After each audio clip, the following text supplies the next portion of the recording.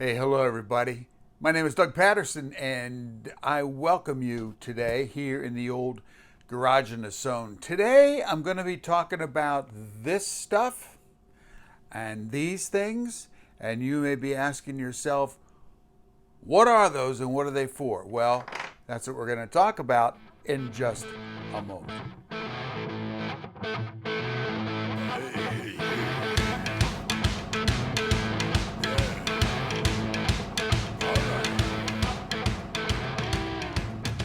Once again, welcome to the Garage in the Zone. I'm glad you stopped by.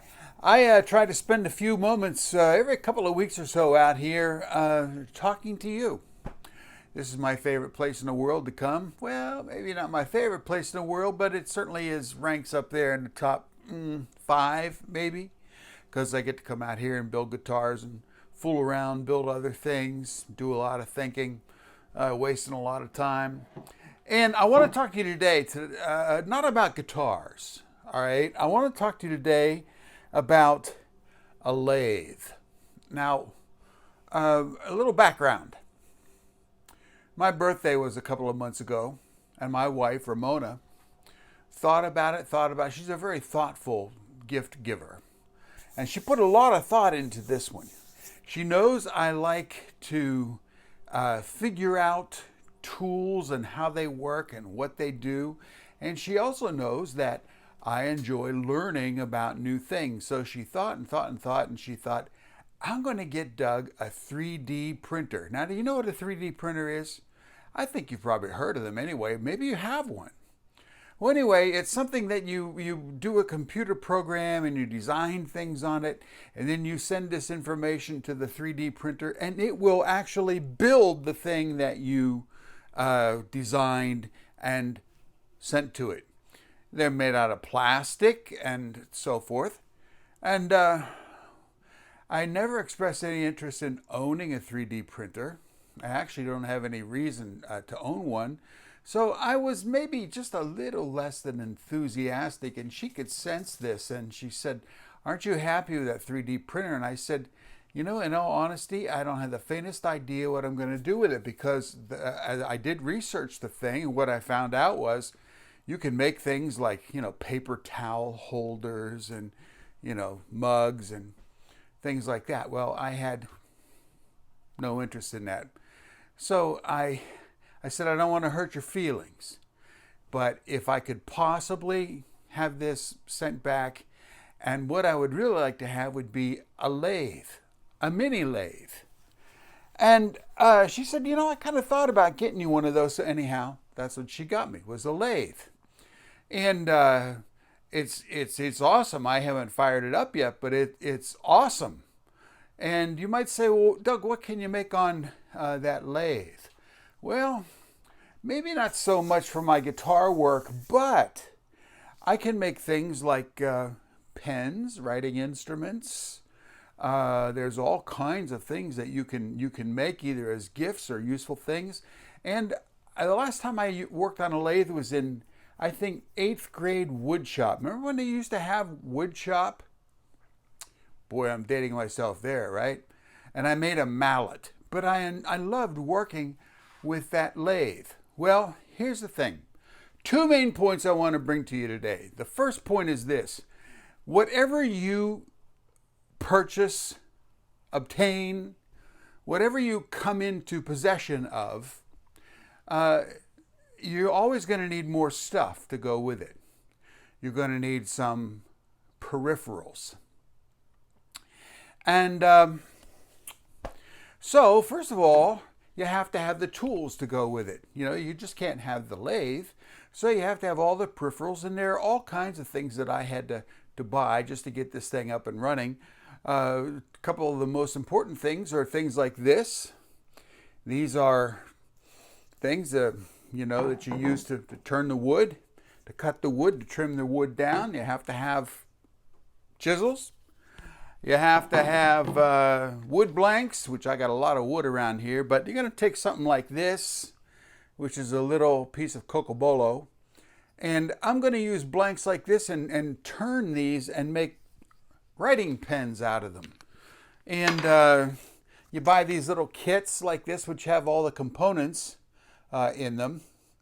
And so you have to make the body of the pen, which is what I'm going to do. So if any of my family members are watching this, pretty good idea what you're going to be getting for Christmas this year, right? That's if everything goes as planned. But you have to have all the peripherals. You have to have all the things that go along with it. Now you can go crazy. You can go bananas. You can go way over the top with buying all the peripherals. By way of example, the best drummer I ever heard was Buddy Rich. Now, Buddy Rich has been dead for many, many years, but what an unbelievable drummer. I heard him in concert when I was in college, and I also attended a workshop that he conducted. And his setup, his kit, his drum set is very minimal. And in the workshop, somebody asked him, why do you have 2 floor tom-toms? He said, I only see you use one. He said, the other one I use to keep my cigarettes on, which was true. I saw him do that. But it's very minimal. And his whole thing was, the equipment didn't matter, really. You could either play the drums or you couldn't.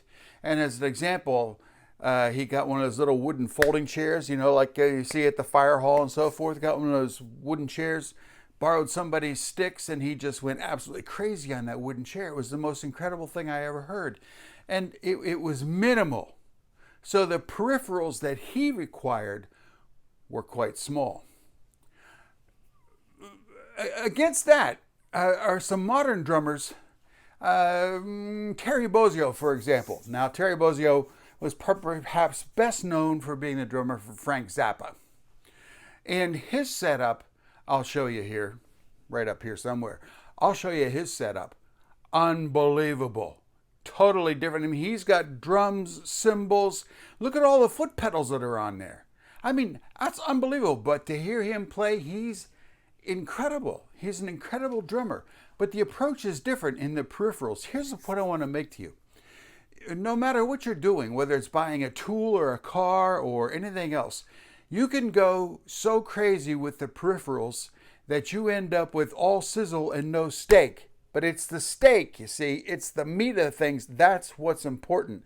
So my little lathe is what's important. All the peripherals that I have right now are the required minimums to make that thing do what I want it to do. You always have to have peripherals. Point number 2 for today. Thoughts that I have out here in the garage in the zone. Point number 2 is this. Learning curve. Everything that you do requires a learning curve. And that, to me, is one of the intriguing things about everything I do out here. All right? Now, when I build a guitar, every little single component of that guitar making process involves a huge learning curve. And you never get to a point where you've learned it all and you have it mastered and that's the end of it. No, the learning curve, you enter into it. It's a journey. It takes you somewhere and you can explore, you can do different things, but you're always learning something new. Listen, if you aren't learning anything new every day, your life is pretty boring. You better get on it. Learning curve. This learning curve that I have and will continue to have with this lathe is more exciting to me actually than using the lathe because I love to learn. All right. Well, I think that's going to do it for the day. You've probably had enough. I could go on and on and on and on, but why? I think I made my point, haven't I? Peripherals and learning curve. Okay, maybe sometime after I get this lathe up and running and I get a pen completed, I'll show you what I've done, all right? In the meantime, hey, you take real good care of yourself. Thanks so much for stopping by, and I'll talk to you next time that you come by to visit me in the garage.